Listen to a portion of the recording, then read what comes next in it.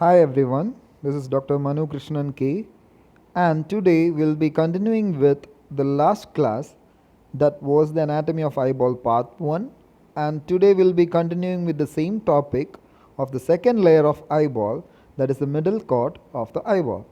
So the middle cord is otherwise known as the uveal tract or the vascular cord.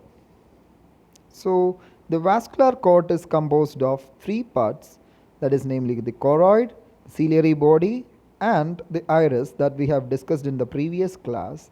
So let's discuss each of these points. So the first one, that is a choroid, is a thin pigmented layer which separates the posterior part of sclera from retina or the inner cord. So the inner cord is otherwise known as the nervous cord or retina. So this thin pigmented layer which separates the posterior part of sclera from that of the nervous cord is termed as the middle cord or the vascular cord. So that part which separates these two is termed as the choroid.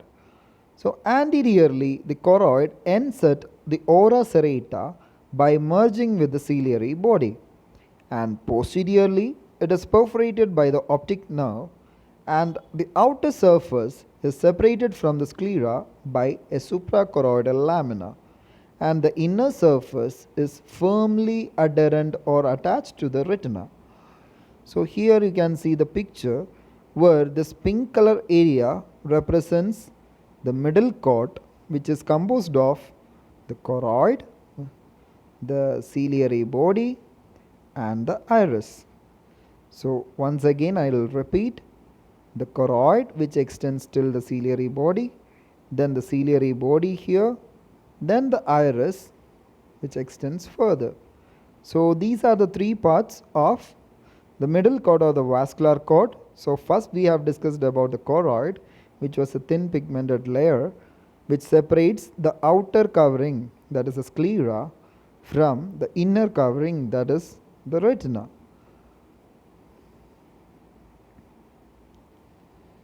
The structure of the choroid. The choroid is composed of four layers, that is the suprachoroid lamina which separates it from the sclera, while the second one is the vascular lamina which is richly supplied by the blood vessels. Then the choriocapillary lamina which will be rich in capillary supply, and the basal lamina or the membrane of Bruch. So these are the four layers or the structural components of the choroid. So the second part, that is the ciliary body. So the ciliary body is the thickened part of uveal tract or the vascular cord, which is continuous anteriorly with the iris and posteriorly with the choroid. It's a simple logic. This is the choroid part, this is the iris part, and the central part is termed as the ciliary body. So the ciliary body is continuous anteriorly with the iris and posteriorly with the choroid. So it's very easy to remember. So once you get that image on your mind, you can easily write down the explanations. The structure of the ciliary body. If you take a cross section, it is triangular in shape, and the parts of the ciliary body are the pars plicata or the ciliary processes and pars plana, which is plane. So the pars plicata is on the scleral surface, it contains ciliary muscles. So the structure of ciliary body is consisting of two components, that is pars plicata and pars plana. Pars plicata is otherwise known as the ciliary processes. So it contains ciliary muscles. It's an important term to remember, the ciliary muscles. And the posterior surface is smooth, and there are 60 to 70 folds on the inner aspect of the ciliary body. And from this there will be some processes or projections which will be giving attachment for the suspensory ligaments. So we will see that suspensory ligaments in the upcoming slides. That time I will explain that. And the pars plicata secretes aqueous humor. So you might be knowing what is aqueous humor. You have heard about the compartments of eyeball, right? interiorly there are two spaces. One is the anterior chamber and the posterior chamber. While the anterior chamber will be filled with aqueous humor, which is a fluid like jelly like material, and the posterior chamber will be consisting of a vitreous humor. So these are the structures, or these are the contents of the eyeball, like that we'll be discussing later. So that is aqueous humor. So that is secreted by the pars pliccata, and the pars plana we will see in the next slide. So here there is a magnified image of the junction between the cornea and sclera. This is the cornea here, and this is the sclera here. So here you can see there is a green marked area which represents the ciliary body part, that is the pars plana, and this processes you can see here, that is the pars pliccata.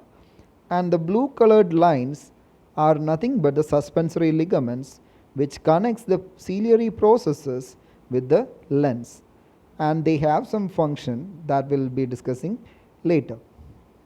So the ciliary muscles, we have told that there are a few muscle fibers located in the pars pliccata. So there is a ring of non-striated muscles which are involuntary. They are classified into three types. They are the longitudinal, radial, and the circular muscles. These muscles suspend the lens by the help of the suspensory ligaments, and it helps in the accommodation of the lens. So the accommodation is nothing but, if you are seeing an image like that is kept far away, and then you have to see an image which is placed nearby, there will be a mechanism happening where the convexity of the lens will be altered by these muscles. So when these muscles contract, it will pull the suspensory ligaments and it will change the convexity of the lens. So that is the mechanism of accommodation. So that is possible by the ciliary muscles and the suspensory ligaments. The third part, that is the iris. So the iris is a contractile diaphragm which lies between the cornea and the lens, which is very simple to remember. It's a contractile diaphragm between the cornea and the lens, and there is a central opening that is called as the pupil. So this pupil is through which the light will be passing into the eyeball. So that is the particular passage. So that can be like constricted and dilated. So you have seen it. When there is a dim light, the pupil will dilate. While there is bright light, the pupil will constrict. So the structure of the iris is composed of four parts. That is the anterior mesothelial lining, the connective tissue stroma, the layer of smooth muscles, the posterior layer of pigment cells. So these are the four layers, and you can see it clearly here. The iris, then you can see the central opening, that is the pupil, and through which the light will be entering the eye, and that lens will focus it to the retina. So that is the process. So you can see the suspensory ligaments connected to the ciliary process. They will just adjust the convexity of the lens so that the focusing will be correct. So these are the things you should remember.